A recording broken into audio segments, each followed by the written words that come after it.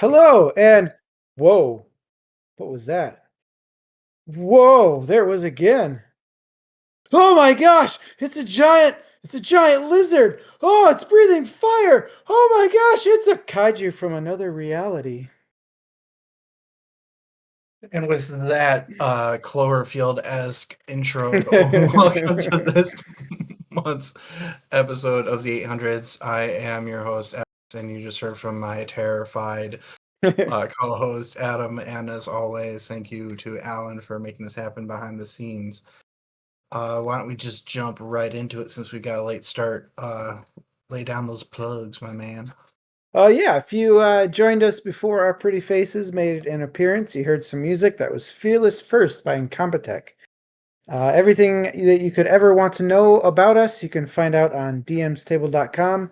You should check it out and stay tuned after the show for other ways you can interact with us. Ooh. Ooh. All right, so this month on the 800s, we will be discussing our summer beach read pick that is The Kaiju Preservation Society by John Scalzi. What do you do when your dick of a boss unceremonious job before a global pandemic locks down everything? Try food mooting, of course, and then when that doesn't work out, hope that you run into an old college that listen to you nerd out about some science fiction literature, and then hope they have a job in another dimension for you to lift heavy things. And also support a team of the world's smartest scientists in studying secret megalithic monsters.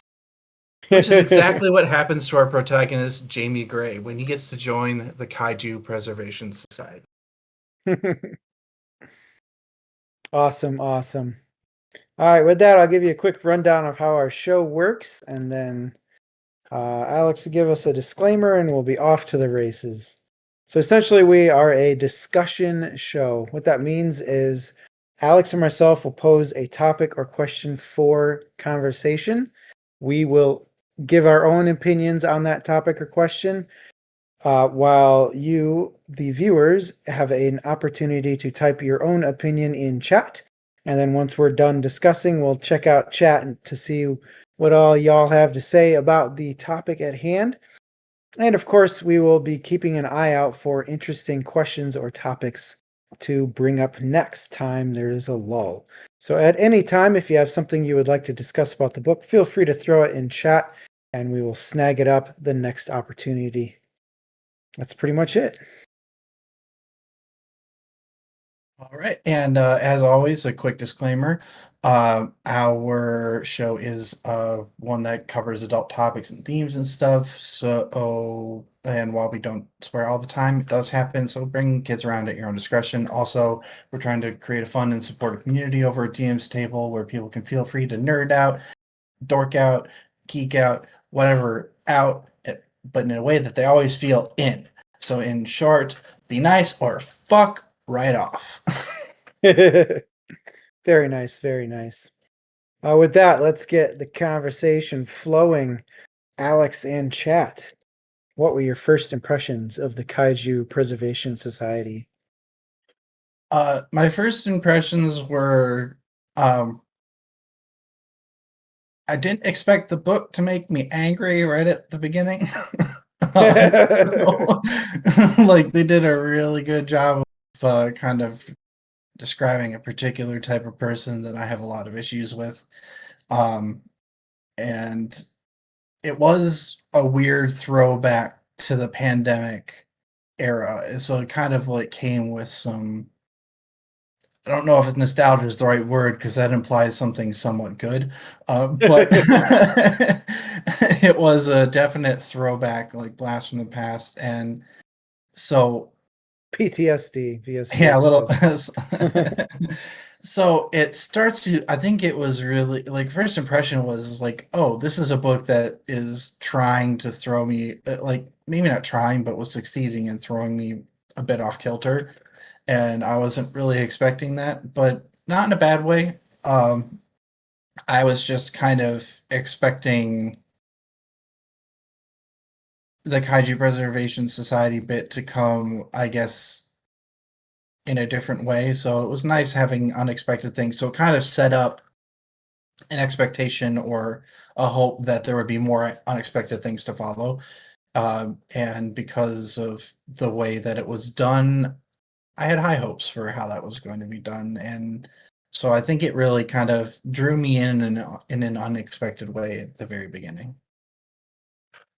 What Yeah, about I you? hear you. You know, kind of jumping around a little bit here, but um, the afterword that Scalzi wrote kind of makes me think that the way he approached the beginning of this book was kind of his way of explaining his own feelings about the pandemic. Mhm. Um, and obviously, it was a convenient way to get somebody into an unemployed state where they were desperate to take a mystery job of unknown type and location. um, it's I would say it's a in terms of beginnings, it was not quintessential to the story about how our main character got to the point where he got. It was just a way to you're in a tavern and the bartender says, "Have you heard the rumors?" Oh, yeah, it just was, like, a slightly, at least for me, a slightly unexpected way to go about it. I guess the pandemic had me thinking that it was gonna be uh, I don't know. I guess that bit just threw me for a loop. I didn't expect it to be, like, a plot device, you know? Yeah. Especially considering that this, you know, we're somewhat far enough removed from it that it's a very dated reference, but for the people who get it, damn, it wasn't good.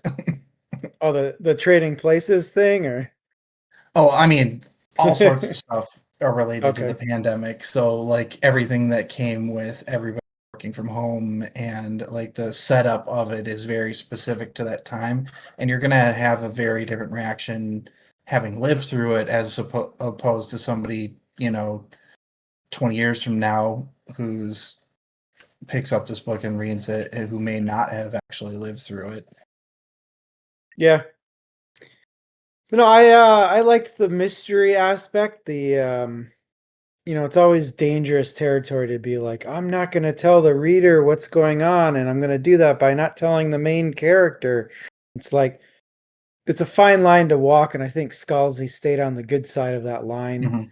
pretty well, where he was like, the line that sticks out to me is when what was the guy's name? Tom or something Mhm. was all like, I'm not going to tell you what to expect because nobody told me the first time and I've got to see your reaction. And, it's only fair. Like, I felt Yeah, like that I was a fair way to keep the reader in the dark by keeping the main character in the dark. well, yeah, and then there's the plausible security issues too, like anytime somebody's hush hush about something. But yeah, that was a fun personal reason that made it not feel like deceptive, you Yeah. know?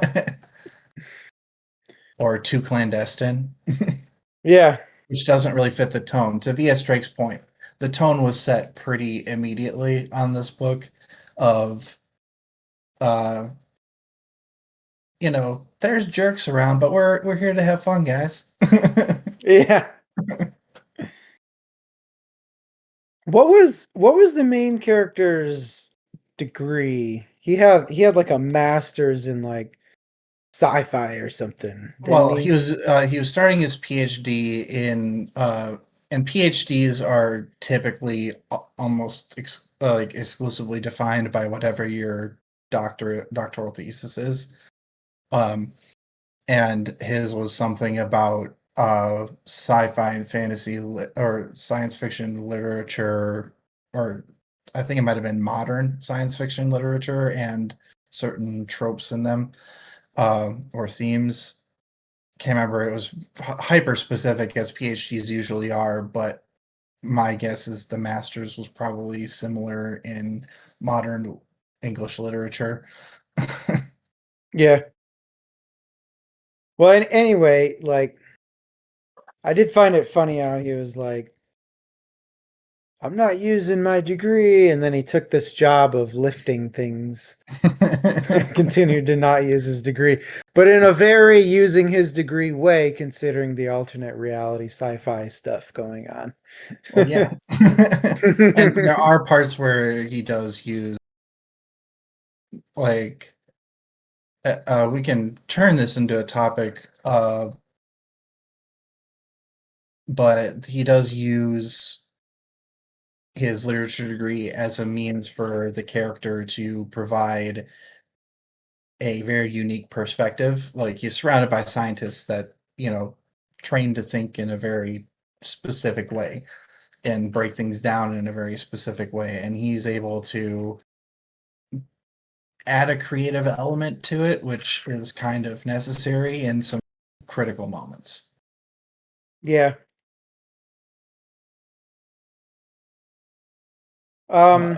V.S. Drake, before we get too far, V.S. Drake really liked the build up to KPS, and that Scalzi showed his command of language and how he can tell a deep story in a concise manner. Yeah, that's I think something this book did really, really well, is telling a complex story quickly, finding ways to trim the story without losing the story's meat. I would agree. Why don't we turn that into our next topic then? Is like thoughts on the writing style overall. Okay. Uh, My my thoughts on Scalzi's writing style here is um it was very conversational. It felt very much like we were having a conversation with somebody the entire time. Very casual. I love authors that can do this style of writing where they're just like, oh, let me talk to you like I'm just sitting in the room telling you a story. And the way it flows from point to point was really seamless in my opinion, and very engaging throughout. He didn't dwell on something for too long. He kept it lighthearted. The humor was there throughout, in a very, very unique way. V.S. Drake said it well earlier. I lift things. What a very humorous and relatable thing for somebody to say. yeah, and V.S. Drake says that he does a good job of never showing a scene that isn't moving the plot or some kind of story beat forward. And I think that is hard to do. I think he did a good job, and it's hard to do that without exhausting a reader. Because if it's constantly moving in such a way that, like, there isn't a beat to like take in what just happened, sometimes it can feel like stuff kind of gets lost in the shuffle. But I never really felt that with this, and I think part of it goes to what you said about like the writing style seeming very conversational. The prose is very um well, it's very much the norm for nerds anyway. um, it's, so there's not a lot of thinking that has to go into parts, so you can just kind of absorb everything else around you. Uh, so in that way, I do agree. Some of the dialogue, ironically, I thought was a bit stilted sometimes. Uh, like, I don't know how much of that though was the voice acting of Will Wheaton. There were some parts that to me felt like might have been better if they were played a bit more somber. And so, like, my plan is to eventually read this in the physical copy and see if that is any different for me personally. But like some of the dialogue, like it felt like it might have been trying a little bit too hard to be funny. But if that isn't the nerdiest damn thing, um, so like it's not that big of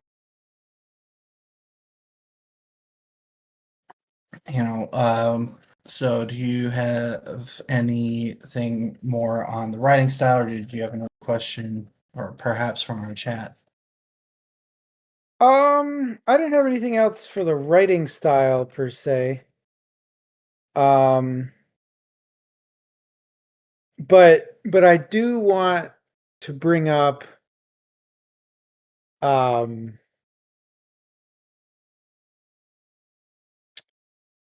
the topic of it's kind of similar to writing style. Sorry, I'm s- fumbling over my words here. That's all right. Sometimes finding your words takes a second. So take your time. Yeah. So it's easy to break down writing into three largish categories: world building, characters, and plot. Mhm. What do you think stood out in this story in terms of those three categories? Um, I thought that the world building, in particular, when they were in the alternate Kaiju Earth, was, in my opinion, the strongest part of the book. Um, to feel like I could immerse myself in another Earth and a full other ecosystem that operates in ways that we couldn't possibly know because it exists so wildly differently from how our sorry hiccups how our world works, but making it but creating it in such a way that I felt like I could imagine what it was like there. Uh, I I think it took a lot of very delicate work to lay those foundations bit by bit so that you weren't trying to take in too much all at once. You live in the awe of the characters, and the lack of description of the characters plays a part. It's not lazy. It's literally we don't have the words because it doesn't exist. And then we find out what these things are as our characters interact with the world. And building the world through your characters in that way, I think, was the only way to really do this justice. Um, and it helps that they have scientists that are literally there to observe, and it's set up to observe the world. So it all feels natural. And I think that is really where I lived in this book. Is like the humor is great, characters are uh good. I think the plot of it is maybe the diciest bit of it, but it was solid enough to string the book together in such a way that it wasn't like I imagined another world and I want to explore it with you, but I don't want to, it could have been just like, let's explore it, but no plot. And the plot was compelling enough to like keep the story moving. But I think the plot was kind of like, it was more like the accent, not the feature. Gotcha. Yeah, I agree pretty much with what you were saying and what Via Strake was saying. The world building was spectacular. This is definitely a book where Scalzi was like, I've got an idea for a world and the rest is irrelevant. Yeah.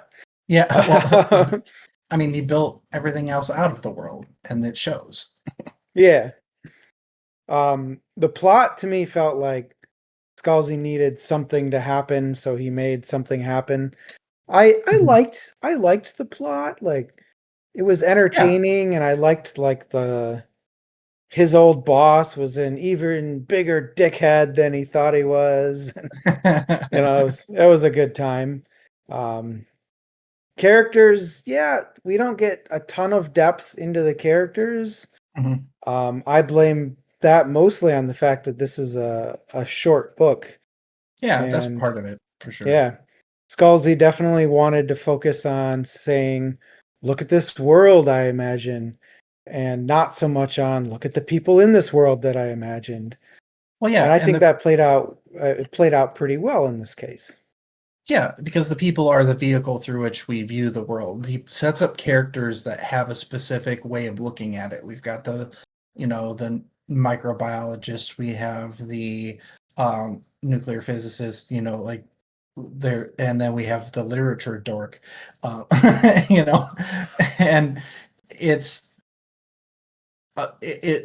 literally those characters felt like they were there to help you explore the world, and they were somewhat tropey, but in ways that feel believable for people in their situation for the most part. Honestly, I think ironically the least believable character in there is the main character. Um,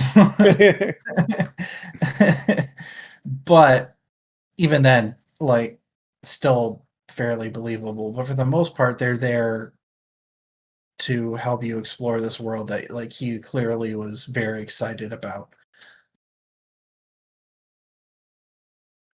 VS Drake says Pacific Rim if Greenpeace was able to get a strong foothold. I mean,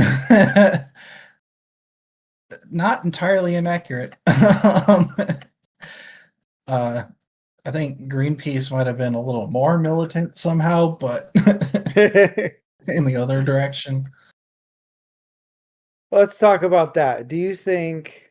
How do you think the portrayal of humanity's reaction to this alternate Earth was played out? Do you think it was realistic or unrealistic, and why? Um, some of it felt a little hand wavy in that the pandemic was just like people aren't really paying attention to certain things and they're not going out and like, yeah, but we're anything after 2015, somebody's got eyes on it. I mean, there's satellite photos. Like, there's only so much you can call weather balloons and swamp gas, man. But with enough, I think actually the most unrealistic thing was the cooperation of foreign governments in covering this up. That might have been, I think that might have been like the most unrealistic bit. Is just like, yeah, there might be some things that they could keep secret for a while, but I think there was a tipping point in this book where that felt a little unrealistic to me. But you know, we don't need to get into the geopolitics of every little thing for a less than 300 word book or 300 page book. Yeah, Yeah. realistic enough for it to work, is what Via Strike says, but the military abandoning it and corporate structures eating it up from there. Yeah, it's realistic enough. I think the independence of the scientists actually is the bit that I thought was a little less realistic. Yeah, they had the military commander come in and check in with stuff, but yeah, I don't know that they would be able to leave well in that sense. But supposedly there's what, since the 70s, so like 50, 60 years of history there that we only get snippets of that play into it a bit, but Yeah. yeah. I'd say my own opinion about it is, it's hard to tell based on, the fact that we don't know if there are secret things going on in the real world. I would like to think though that we could equate this similarly to like NASA's actions on the moon and Mars and stuff, where it's pretty much like, yeah, like we go there and we do things, and everybody else is kind of like, cool. like, I think there would be a bigger reaction to, a kaiju scenario, Yeah. but at the same time, like I could see it being like, hey, cool, whatever, let's move on with life if it was public knowledge. Mhm. So it's kind of, I would say it's kind of hard to tell if the secrecy aspect is realistic or not. Yeah, and that's why it doesn't like ruin the book for me whatsoever, because like, yeah, there's some parts where I'm a little skeptical, but like nitpicking for the most part there. Yeah. uh It's VS Drake says they love that Godzilla. I did actually really like that explanation of like Godzilla was just this big thing that Japanese fishermen saw US military boats following. Like, and we come to find out later that most of these kaiju are a lot more Cthulhu-esque than Yeah. Godzilla. but but I think that was a good way to explain how that phenomenon leaked over. And there is absolutely precedent for people using partial truths to mask like the actual truth. Like, here, we're gonna give you this thing, make it seem ridiculous, or make it seem fictional when it's not. Um, so that part is realistic for sure. Yeah, no, totally. And yeah, I definitely agree. The Godzilla was real thing was pretty good. And I liked that, they obviously called every creature a kaiju, but also made note of the fact that they were unique creatures. They weren't all the same species, Mhm. which would obviously be an important aspect of a world with kaiju, is they would be different. So that kind of brings me to a question that I had is what did you think of like the scientific descriptions of the kaiju in the world specifically? Yeah, I thought it was pretty neat. VS Drake beat it to me, but the biological ecosystem thing was pretty cool. How it equated to how we act as a biological entity with our own um, creepy crawlies in our system. Uh, what with bacteria and stuff that that our body has, not necessarily thriving on our surface and extremely visible, but still there and still an ecosystem. Um, I liked the idea behind it. I was really surprised that they just called every single one parasite and like barely even mentioned the symbiotic relationship. Yeah, I thought that was a little interesting too because the way that they describe it, even from the beginning, feels less parasitic. I think parasite was used to be emotionally evocative of something dangerous, less like less scientifically so, which was the one of the bits I actually wanted to bring up is specifically the parasites because they all get lumped together as one until the specific scene when they were talking about how the nuclear reactor is cooled by these things sucking air in, uh, which seems pretty damn symbiotic to me considering um, a big a boom. Uh, I also really liked this like what VS Drake is saying is that these biological ecosystems that were described made sense in a way in the context of their world. Things like the squared cube law that VS Drake mentioned, the fact that the atmosphere is more rich, um, like makes flight there different than it is in our world. Like all kinds of other things that play into it, things that we I think take for granted a lot of the time, unless you're an astrophysicist or astronaut. Um,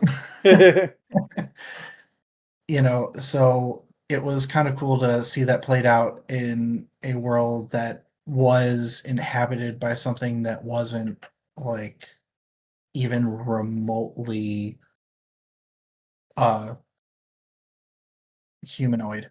you Yeah. know uh especially when we get into some of the more uh lack of a better term, gross bits. Uh, like the fact that they just kind of lay down and create a giant goo pile for their eggs that turns into this whole feeding frenzy. It like very much reminds me of like lobsters lay like 400,000 eggs, of which maybe 6 to 10 of them will become full-fledged lobsters, like the kind that would wind up in your plate, which is nuts. And that's what this is it's the same thing, only on a truly whole other scale. Yeah. So it's No, I things that totally like you agree. can relate but are just wholly different, and it was fun seeing those little bits, like even the little things like there's a shit ton of giant bugs here. What is our solution? Frogs. Hey, hey, hey, not frogs. Giant frogs. Interdimensional frogs. All right, what was your favorite part about the book? Favorite scene, favorite moment, favorite aspect? I thought I think one of my favorite scenes is actually the scene uh where Jamie gets to deploy the weapons after he learns that like weapons don't work the same way there because of everything I just mentioned. Those all those scientific descriptions of like bullets don't fly as far because of the denser atmosphere. They don't have as much impact. They can also explode because of the oxygen-rich atmosphere in ways that are unpredictable, and that these creatures don't react in the same way to the different types of injuries. So what do? You build these weapons based off of the environment around you, and to see all of these like little bits of like human and scientific interaction culminate in him not only using it then but also using it uh at least in the um initial like escape scene that they have when he gets inducted into the order, which Yeah, was silly as shit. But yeah. it was like a really cool moment. I think that's the moment that hooked me on this book of like, hell yeah, there is payoff. It's like I could have reveled in just the scientific discovery aspect of it, but seeing it pay off in a very practical way, and it could have been done any number of ways, but that was just like the first biggest one, was I think that's when I really got hooked on the book. Okay, yeah, that makes sense. I really liked the induction ceremony thing. The thing Um, I just talked about. yeah, yep. um, because it made it feel real. You know, you in Mhm, every workplace you have your certain uniqueness about it, and this felt like their thing that they had because they were far away from everybody else mhm. in the universe. and Yeah, yeah, and it was a very lighthearted and a very team building esque moment, and it was a very humorous moment where Scalzi got up and said, "Look how sarcastic I can be." yeah, it definitely adds a lot of humanity to the story that is, like, distinctly inhuman for large chunks of it, so VS Drake really liked the Jamie shooting a parasite in the face. That was funny, especially after he was told specifically not to do that. like, "What do you think you're gonna do?" "Exactly that." Oh yeah. Yeah, that was good. Yeah, it does definitely feel like, summer camp, like, superlatives, and I did like the fact that it was, like, very much treated as a that was that moment, now we're back to work, but like nobody forgets, but like it isn't drawn out into this thing that gets overused, which it got discarded in a very organic way, which I appreciated. Yeah. Least favorite part. Oh, I mean, there's the least favorite in that, like, everything to do with his old boss, like, that dude sucked so hard. Like, everything about him. Uh, but it was well done, so it wasn't, like, bad. It was just, you know, I think it's hard for me because, again, I don't know how much versus words on the page, which is why I very much intend to rectify that so I can find out eventually. But again, some of the dialogue just felt a little ham-handed, like it a little stiff in ways that I think were a bit distracting. But again, I'm nitpicking here because there's not like a ton out there that was like particularly bad about it. But yeah, I think that's the thing that stood out to me. Mine, mine was definitely the villain monologue at the end. Oh yeah. Even with the call out to the Incredibles. What? Even called out The Incredibles. It's like, "You caught me monologuing, you Oh stupid yeah. dog." It's like, "I've watched The Incredibles." Continues to monologue. Yeah, and that's kinda what I mean by stilted dialogue is, like, that's actually a good example of it, is, like, realistically, no. I mean, like, I get it, he's an absolute, uh, narcissistic, borderline, if not actual sociopath, Well, but that's the thing is he like straight up admitted he was in it to kill people. Like yeah. he was like, "Oh yeah, I hope people die." Oh, so somebody like that probably wouldn't sit there and hold hostages. He would probably just kill them. Yeah. Yeah, what a wiener. A wiener. Oh, that's definitely credit to Via Strike on that one. So thank you. Yeah, um, I think that's a really good one to point out is like kind of and that's part of what I think makes the plot feel secondary to the world building, if not tertiary, is like that was clearly like, well, I've explored my world. I need this villain to seem like as cartoonish as possible. And how do I do that? By referencing a cartoon.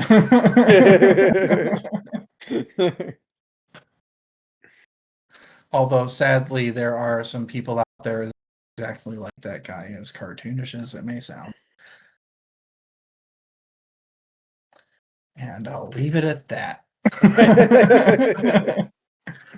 All right, you got a topic? uh, let's see.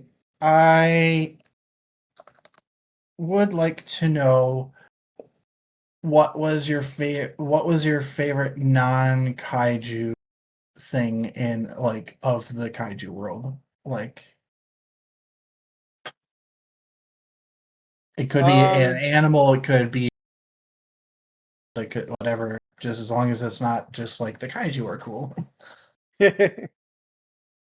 hmm.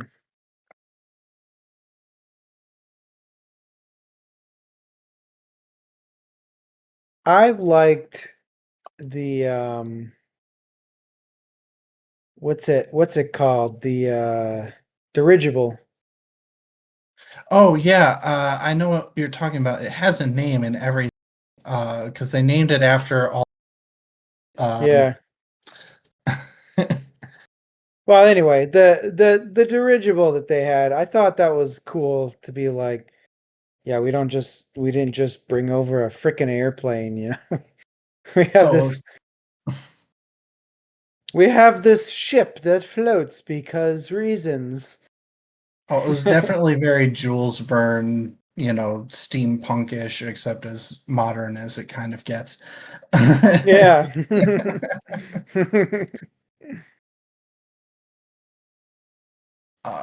Well, I thought, but like my favorite thing was probably this idea that like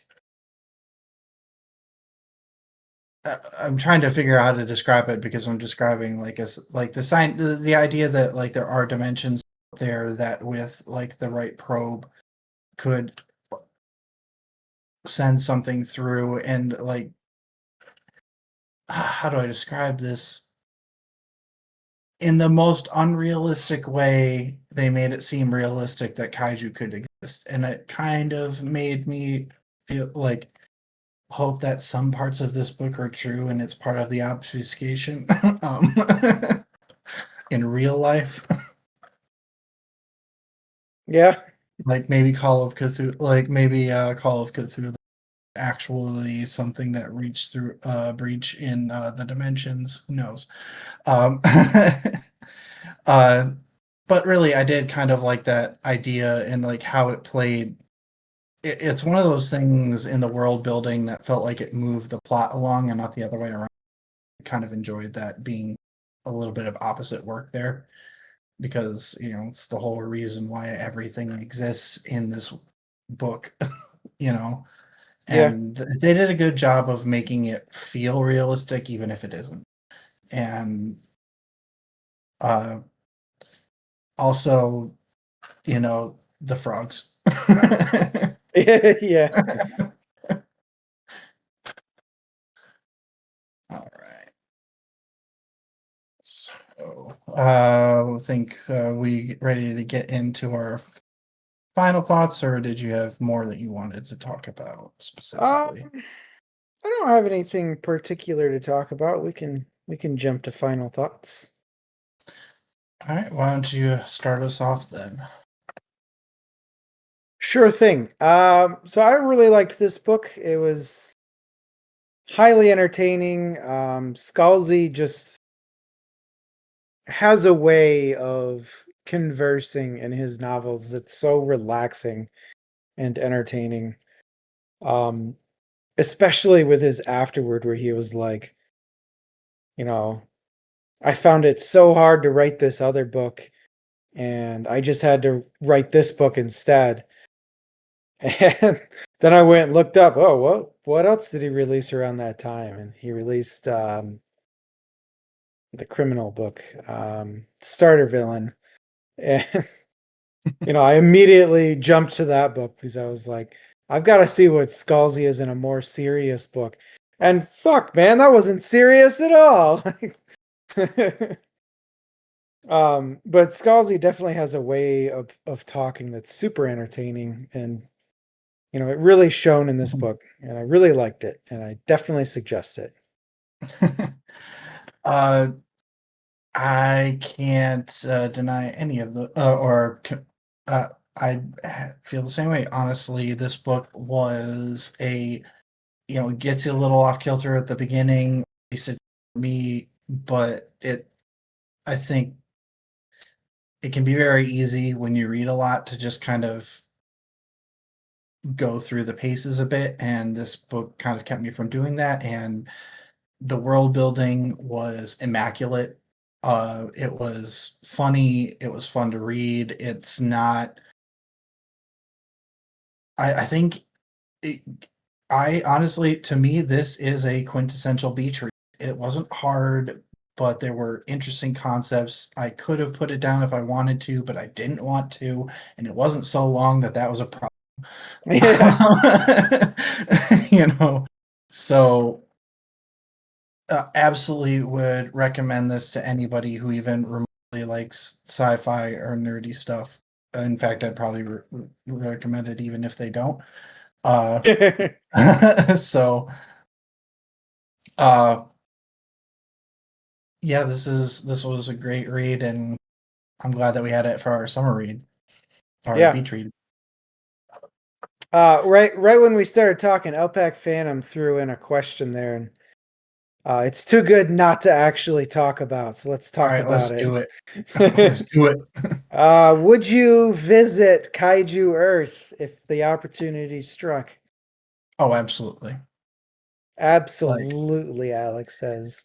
oh yeah, I mean, like, I obviously don't have things like a family, like an immediate family, like kids or spouse to think about when it comes to that. So And making six figures would be nice. Even if it's dangerous. I can lift things. Yeah,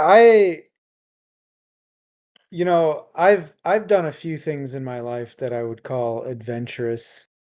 Um, and this is definitely something that I would jump at the opportunity to do if it weren't for the fact that I have a family and can't be gone for months at a time. 10 years ago, absolutely, I'm gone.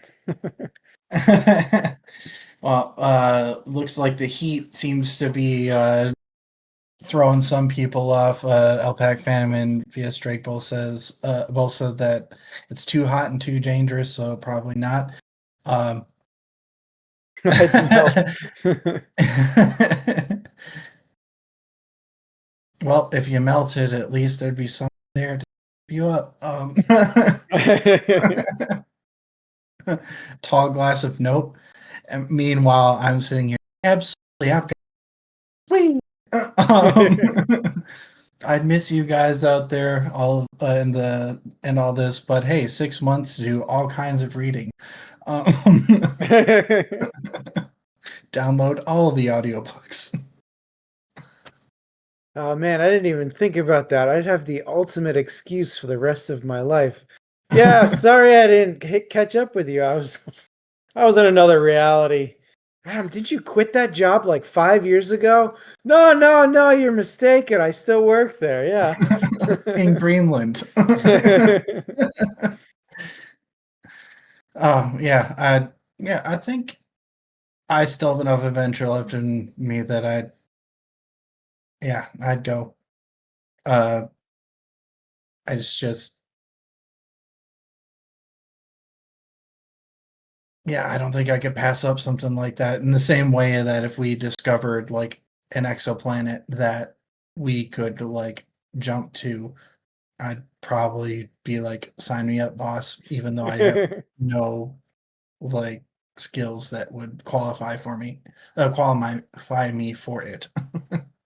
Okay, so what I'm getting here is we need to establish code words now in case the opportunity ever does arise and you're not allowed to talk about it. So if the opportunity ever strikes, you should come up to me and be like, I've been thinking a lot about boba tea lately. And I'll know that means you're part of a secret society because why See, else would you talk about boba tea? because I like boba tea. I was going to say that's a bad example. God damn it. You're Tree already crabs. part of a secret society. God damn. It's like, have you ever seen tree crabs before? Like those coconut tree crabs. If I start talking about those. VS Drake, that won't work either. He does lift things. Yeah, and I have back problems, so I don't even lift them well. I think what we're getting from this conversation is Alex is already part of the Kaiju Preservation Society. He's been trying to tell us for years, and he's still trying to tell us, and we won't believe him. Maybe. I can neither confirm nor deny. Wait, who's that guy standing behind you? Why is he holding a gun to your head? I've said too much. All right. That was, I think, humor worthy of the Kaiju Preservation Society and John Scalzi himself. So, with that, why don't we go ahead and wrap some stuff up? Yeah. Give me 2 seconds to type and paste. Read by October 4th. All right, so our next book is going to be Sunrise on the Reaping by Suzanne Collins. That is a prequel to The Hunger Games. It's the second prequel in the Hunger Games prequels. You do not need to read the first prequel. I forget the name of it. It's President Snow's story. Yeah. It does lend something, but it's not necessary. Yes, exactly that. That's August 16th. And then after that is going to be Monkey King: Journey to the West by Wu Chengen. I'm not sure how to say that. That's read by October 4th. So quite a big jump in there, but no excuses for not reading. Yep, September got a little busy, so adventures and reading are still happening, just a little later. Do we have any trigger warnings for either of these, do you think? I would say that there's trigger warnings for Sunrise on the Reaping. The obvious violence. If you've read any of the other books, there is some implied torture and potentially essay stuff in there. So just it's implied, not like outright, but still. There's some gnarly stuff, so be warned. Doesn't get any better than the other Hunger Games books in that regard. In terms of murder and forcing people to do things they don't want to do and all that. Well, yeah, the general brutality of it all. Yeah, exactly. Yeah, straight.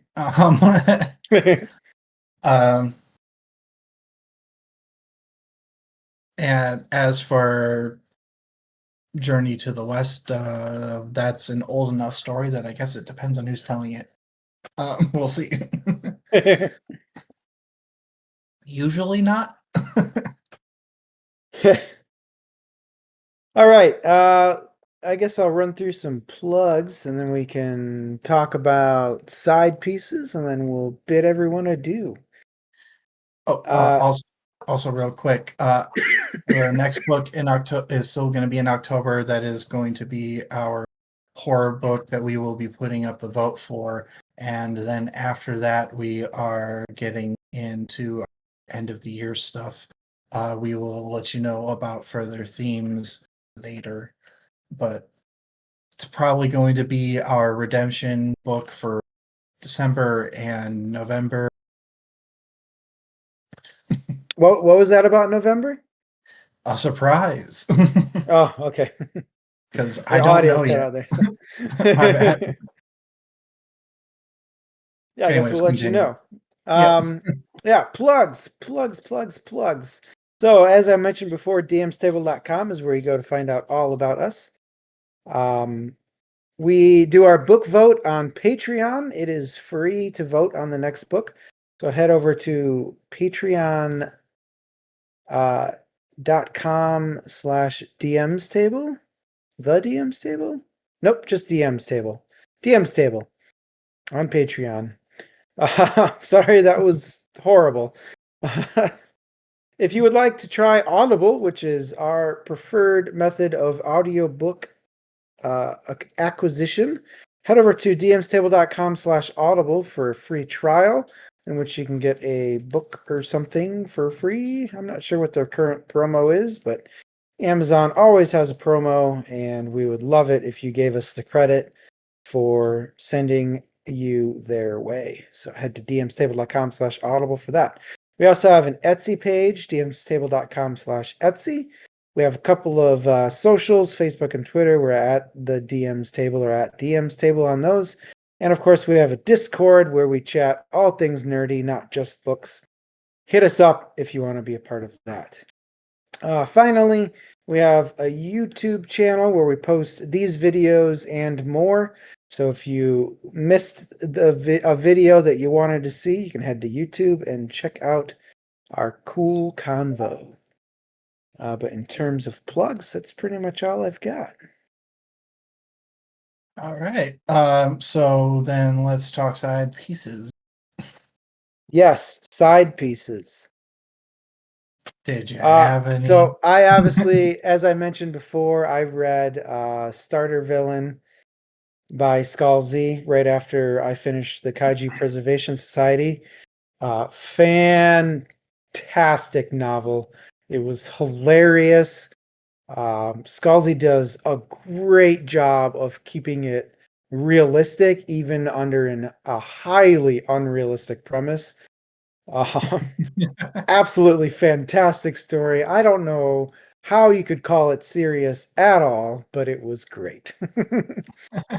um, I also headed back to Brando Sando and almost finished. I have a couple hours left of Isles of the Emberdark. This is a book I also physically own, although I have not had the time to actually physically read it. I have read a little bit of it physically, and I've checked out all the cool artwork that Sanderson requisitioned for the novel. Fantastic novel. A Cosmere fan's wet dream is what I've been calling it. So if you're a big fan of Brandon Sanderson and you love what he does with the Cosmere, read Isles of the Emberdark. It's everything you want and more. Well, thank you for sharing your side pieces. Looks like Via Drake was right there as well, and they agree 10 out of 10 on Starter Villain, and they're also reading Isle of the Emberdark, and they also read A Slow Regard of Silent Things, probably their favorite this year. I've read that book before. Absolutely worth checking out. I think anybody who appreciates fictional literature would appreciate that book. It's pretty thought-provoking, to say the least. Yeah. As for me and my side pieces, I got ahead of myself on repaint, and I needed a palette cleanser, so I Legends and Lattes and book, which I believe is Bookshelves and Bone Dust. Yeah, Bookshelves and Bone Dust. Those are by Travis Baldry. If you want some cozy core fantasy, I haven't read better. It's great. It's it's like a warm latte and a nice book. Nice. Might be on the nose, but damn, did it hit it. Also, after that, I stumbled upon a book series called Dungeon Crawler Carl.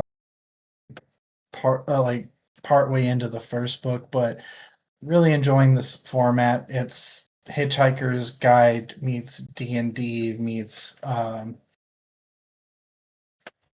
most isekai anime, at least comedy ones. And I also finished up, and I was very prolific this past month. I also picked up the next in the Star Wars. Which one was it? I forget the name of the actual one, but there's this continuing High Republic series that focuses on the High Republic Jedi's conflicts with the Nihil, which are a bandit group that have a special way of traveling through space. And that's been pretty dope. Going book by book on that one. Cool. If I could just freaking find it, but for some reason, Audible just wants to show me more about Dungeon Crawler Carl. So I get it. It's good. I looked up a lot about it. Alex did mention earlier that if he was part of the Kaiju Preservation Society, he would have tons of time to read tons of books. And it seems like he's done just that. Interesting. Has nothing to do with the fact that I work a physical currently in which I don't have to actually use my brain for anything. Yes, he lifts things. Very interesting.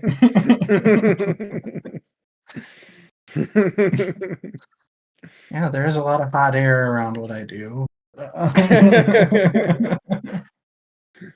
Tell me how much you know about nuclear fusion.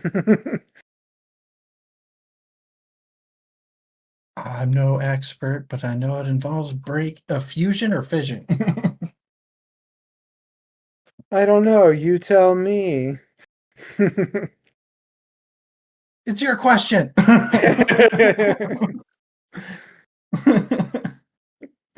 Anyway, with that, I think we're going to go ahead and wrap up everything. Thank you, everybody, for joining us. This was a fun one to talk about. And thanks for joining us, and we'll see you next book. Yeah, guys, thanks for joining us. See you next book.